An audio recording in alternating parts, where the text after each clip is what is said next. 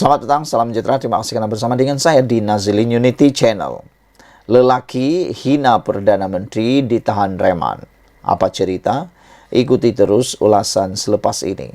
Kita akan dedahkan kepada Anda semua identiti lelaki yang berani menghina Perdana Menteri ini, siapa orangnya dan kenapa dia ditahan reman.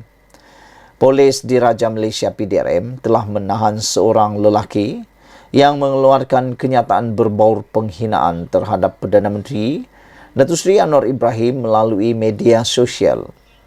Ketua Polis Daerah Sepang, Asisten Komisioner Wan Kamarul Azran Wan Saiful Yusuf berkata, lelaki berusia 43 tahun adalah pekerja kilang di Melaka dari Bandar Baru Salak Tinggi BBST itu ditahan pada jam 9.30 malam di Melaka semalam. Menurutnya, perintah reman dikeluarkan Mahkamah Magistrat BBST Sepang bermula hari ini sehingga esok bagi membolehkan siasatan lanjut dijalankan mengikut Seksyen 504 Kanun Keseksaan dalam struk 14 Akta Kesalahan Kecil EKK 233 Akta Komunikasi dan Multimedia. Semalam, IPD Sepang melalui satu kenyataan menafikan anggotanya terbabit dalam satu hantaran jelik terhadap Perdana Menteri menerusi media sosial. Melalui semakan dijalankan berdasarkan satu tangkap layar memaparkan komen yang dilontarkan seorang individu mendakwa anggota di IPD Sepang. Semakan dijalankan pihak Bukit Aman menerusi telefon bimbit yang digunakan mengesahkan individu terbabit bukan warga kerja PDRM. Saudara-saudara sekalian, jadi kalau begitu, siapa punya kerja? Akhirnya sudah diketahui identiti lelaki yang hina Perdana Menteri ini ialah lelaki berusia 43 tahun, pekerja kilang di Melaka dari Bandar Baru Salak Tinggi dan telah pun ditahan pada jam 9.30 malam di Melaka semalam.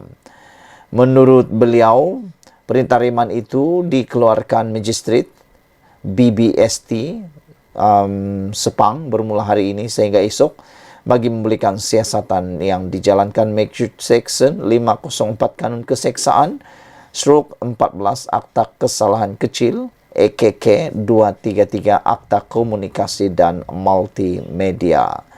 Sekian dulu untuk kali ini. Jangan lupa tinggalkan komen Anda, tekan butang subscribe. Kita jumpa lagi. Bye-bye. Selamat datang, salam sejahtera. Terima kasih karena bersama dengan saya di Nazilin Unity Channel. Lagi ahli parlimen bersatu tampil menafikan ditawar habuan diugut untuk sokong Anwar. Apa cerita? Ikuti terus ulasan selepas ini. Dan jangan lupa tekan butang subscribe, itu percuma. Ini ceritanya.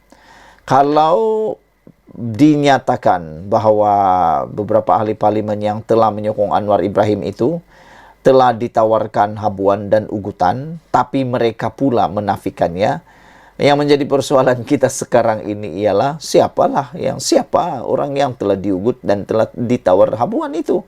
Kalau 4 orang badan sendiri, badan yang pribadi yang orang itu yang menyokong Anwar Ibrahim sendiri yang menafikan, tapi orang lain pula yang sebut mereka ditawarkan, nak percaya siapa sebenarnya? Kita nak percaya siapa? Orang yang dirinya sendiri itukah atau orang yang menyatakan itu? Kalau saya akan percaya orang sendiri itu kerana dia lah yang tahu cerita sebenar. Yang orang satu lagi itu mungkin ada kepentingannya sendiri. Jadi 2 orang sudah menafikannya dan mungkin ada 3 dan 4 yang akan menafikan kerana mereka nafi tiada ditawar habuan dan diugut untuk sokong Anwar. Ahli parlimen bersatu seorang lagi tampil menafikan dakwaan bahawa sokongannya kepada Perdana Menteri Anwar Ibrahim adalah disebabkan ugutan dan habuan. Sebaliknya, kata ahli parlimen Labuan Suhaili Abdul Rahman, sokongannya kepada Perdana Menteri adalah demi memastikan kelangsungan rakyat di parlimen Labuan. Saya ahli parlimen Labuan ingin menafikan sekeras-kerasnya berkaitan dakwaan Ketua Armada Bersatu Malaysia Wan Faisal Wan Ahmad Kamal di satu sidang akbar yang dibuat di Dewan Rakyat semalam. Antara lain, beliau menyebut bahawa 4 ahli parlimen bersatu menyatakan sokongan kepada Perdana Menteri Anwar Ibrahim telah didatangi oleh seorang yang diberikan gelaran Datuk Botak, kononnya memberikan tekanan seperti mengugut, menjanjikan projek dan memberi habuan wang tunai. Semua itu adalah tidak benar, terutamanya kepada diri saya, katanya dalam satu kenyataan media hari ini. Semalam, ahli parlimen Gua Musang Muhammad Azizi Abu Naim berkata, dia akan memfailkan saman terhadap Ketua Penerangan Bersatu, Razali Idris, yang menuduhnya menerima sogokan untuk mengisytiharkan sokongan terhadap Perdana Menteri. Azizi mendakwa, tuduhan itu satu fitnah dan dia menafikan ada ditawarkan apa-apa bentuk habuan. Dalam pada itu, Suhaili sekali lagi mengulangi bahawa sokongannya kepada Perdana Menteri dibuat secara ikhlas tanpa paksaan. Selain meminta Ketua Armada Bersatu yang juga ahli parlimen Macang supaya berhenti mencari publicity murahan, apatah lagi dia kini telah digantung keahlian daripada Bersatu. Memandangkan kepimpinan parti telah menjatuhkan hukuman digantung keahlian selama 6 tahun kepada saya disebabkan melanggar disiplin parti, maka saya minta supaya Ketua Armada Bersatu berhenti membuat publicity murahan melalui isu sama berulang kali, katanya lagi. Suhaili merupakan salah seorang daripada 4 ahli parlimen Bersatu yang menyatakan sokongan kepada Perdana Menteri. 3 lagi ahli parlimen Bersatu menyokong kerajaan ialah Iskandar Zulkarnain Abdul Khalid, Kuala Kangsar, Muhammad Azizi Abu Naim, Gua Musang dan Zahari Kecik daripada Jeli. Satu komen daripada ruangan komen di Malaysia kini iaitu Prajudis mengatakan, berbeza pendapat atau pandangan bukanlah sesuatu yang melanggar perundangan. Tetapi jika tidak memberi sokongan dan pengiktirafan kepada Perdana Menteri, boleh dianggap sebagai tidak menghormati perlembagaan negara. Itu kata Prejudis. Sekian dulu untuk kali ini. Apa pula pendapat anda tentang isu kali ini? Adakah anda setuju dengan Prejudis kata? Malaysia kita punya, kita juga sama-sama cintai Malaysiaku. Bye-bye. Selamat datang, salam sejahtera. Terima kasih kerana bersama dengan saya di Naziling Unity Channel. Ahli Parlimen Gua Musang nafi ditawar habuan mahu fail saman. Menjadi persoalan kita pada petang ini sebelum kita teruskan ulasan ialah, kalau ahli parlimen Gua Musang dah menafikan terima habuan, kalau ahli parlimen Labuan juga telah menafikan menerima habuan dan sogokan dan juga ugutan, siapa yang dimaksudkan ahli parlimen yang telah diberikan tawaran sogokan dan juga diugut kononnya itu? Itu yang menjadi persoalan kita. Siapa orang yang didakwa, ditawarkan habuan dan diugut pula? Kalau 2 ahli parlimen ini, 3 ahli parlimen ini dah menafikan, jadi siapa pula ahli parlimen yang benar-benar ditawar habuan dan sogokan? Ini makin mengejutkan kita, makin membuat kita bengong. Ahli parlimen Gua Musang Muhammad Azizi Abu Naim berkata, dia akan memfailkan saman terhadap Ketua Penerangan Bersatu Razali Idris yang menuduhnya menerima sogokan untuk mengisytiharkan sokongan terhadap Perdana Menteri Anwar Ibrahim. Jadi kalau ahli parlimen Gua Musang sudah menafikannya, ahli parlimen pun Labuan pun telah menafikannya, siapa yang betul-betul terima atau siapa yang betul-betul diugut? Ataukah hanya pembohongan semata-mata, terkantoilah pula membohongkan?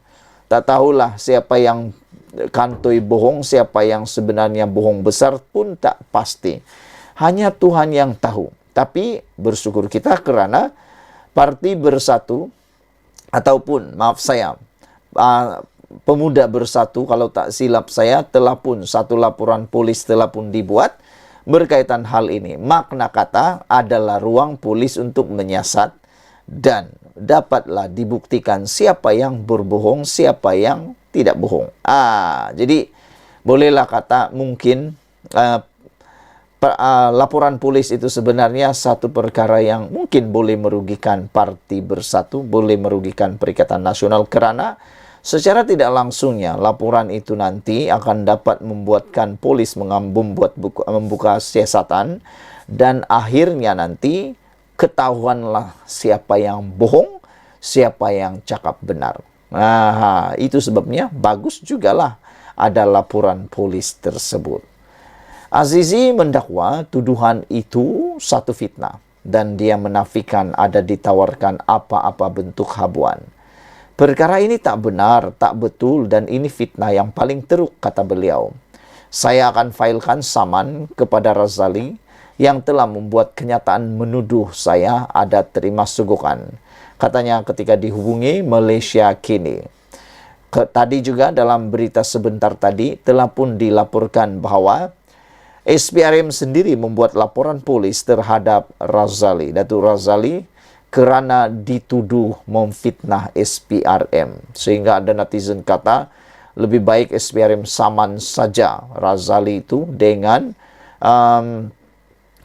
dengan saman sebanyak 1 bilion, kata mereka. Ini supaya beliau tidak berani lagi mengulanginya kalau benar dia memfitnah. Pada 11 November lalu, Razali mendakwa wujudnya unsur sogokan kepada 4 ahli parlimen yang menyatakan sokongan terhadap Perdana Menteri. Dalam kes ini, kita percaya wujud unsur-unsur sogokan yang menjanjikan habuan selepas mereka menyatakan sokongan terhadap Perdana Menteri. Kita akan pertimbangkan tindakan undang-undang termasuk membuat laporan kepada pihak Suruhanjaya Pencegahan Rasuah SPRM, kata Razali. Terdahulu, pengerusi Bersatu Kelantan Kamarudin Mat Noor meluahkan rasa terkejut dengan tindakan Azizi yang menjadi ahli parlimen PN ketika mengisytiharkan sokongan kepada Anwar. Manakala Ketua Penerangan Bersatu Kelantan Bahari Muhammad Noor pula mendakwa bahawa Azizi ada memberitahu terdapat broker politik yang menawarkan sejumlah wang yang lumayan beserta lain-lain manfaat kepada ahli parlimen pembangkang yang mahu membuat kenyataan sokongan kepada Anwar Ibrahim. Bagaimanapun, Azizi tampil menafikan perkara tersebut dan memaklumkan akan mengeluarkan kenyataan berhubung isu itu dalam masa terdekat. Pengerusi negeri telah memutar belit kenyataan saya yang saya cakap lain tapi mereka buat tafsiran lain, katanya. Pada 10 November lalu, Presiden Parti Bersatu berkata pihaknya akan membuat laporan polis dan SPRM atas dakwaan ada unsur rasuah ugutan berhubung peralihan sokongan beberapa ahli parlimen dari parti itu kepada Anwar. Muhyiddin juga mendakwa pihaknya telah mengumpulkan bukti bagi menyokong dakwaan itu. Beberapa komen daripada netizen tentang hal ini daripada Mr. Sakau mengatakan bahawa contoh, pencuri yang mencuri tidak tinggalkan kesan, ini memang pandai dan licik. Pemfitnah pula memfitnah seseorang tanpa bukti dan sokongan, ini memang bodoh tak bertempat. Ada obatnya orang-orang seperti ini, saman jangan tak saman, kata Mr. Sakau. Sekian dulu untuk kali ini, jangan lupa tinggalkan komen anda, tekan butang subscribe. Kita jumpa lagi, bye-bye.